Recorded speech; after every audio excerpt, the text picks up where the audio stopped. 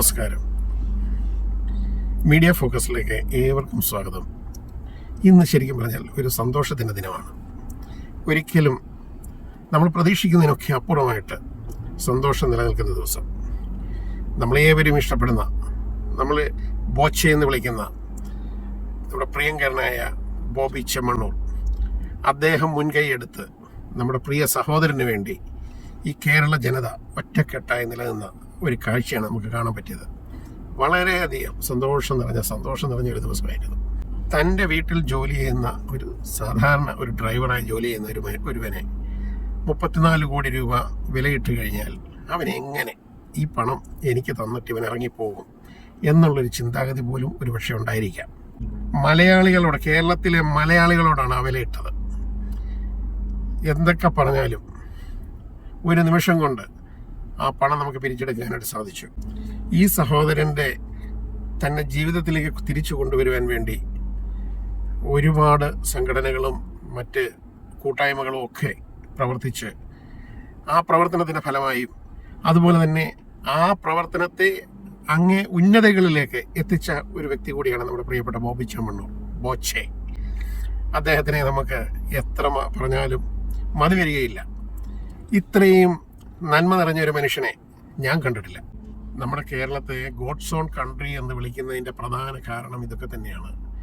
ശരിക്കും പറഞ്ഞാൽ ഇത്രയും മതസൗഹാർദ്ദമുള്ള ഒരു നാട് വേറെ എവിടെയുണ്ട്?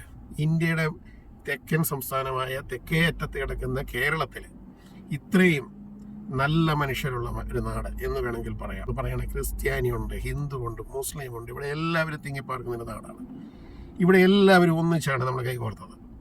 ഒന്നോർക്കണം, എത്ര നല്ല ഒരു നാട്. അത് തന്നെയാണ് നമ്മുടെ ഗോഡ്സ് ഓൺ കൺട്രി. ഈ ഒരു പ്രവൃത്തിയാണ് മലയാളിയായിട്ട് നിലനിർത്തുന്നത്. ഏത് കാര്യത്തിനും എപ്പോഴും നമ്മുടെ മുൻപന്തിയിൽ നിൽക്കുന്ന ഒരു വ്യക്തിയാണ് നമ്മുടെ ബോച്ചെ, നമ്മുടെ പ്രിയപ്പെട്ട മനുഷ്യൻ. അദ്ദേഹത്തെ നമുക്കൊരിക്കലും മറക്കാൻ സാധിക്കുകയില്ല.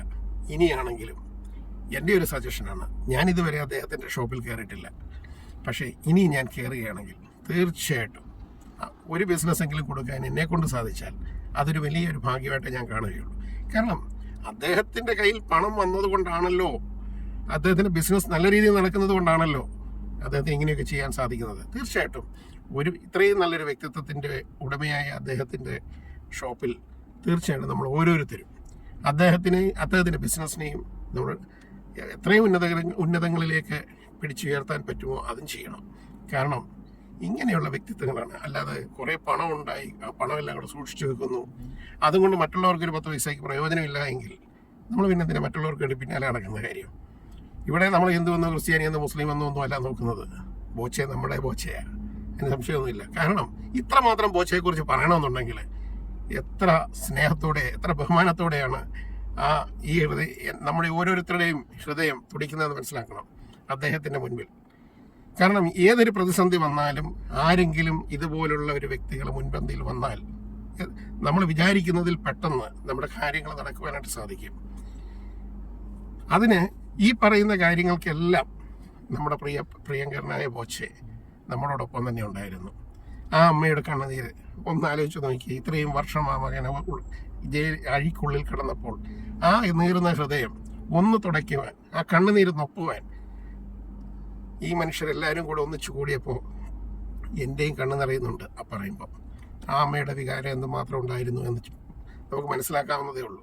തൻ്റെ കുഞ്ഞ് 10 പൈസ ഉണ്ടാക്കാൻ വേണ്ടി മണലാരണ്യത്തിലേക്ക് പോയപ്പോൾ അവിടെ നിന്ന് ഒരു നയാ പൈസ പോലും കിട്ടുന്നതിന് മുമ്പ് അഴിക്കുള്ളിലായിപ്പോയി. ആ മകനെയാണ് ഇത്രയും വർഷത്തിന് ശേഷം തൻ്റെ മുന്നിലേക്ക് കൊണ്ടുവരുന്നത്.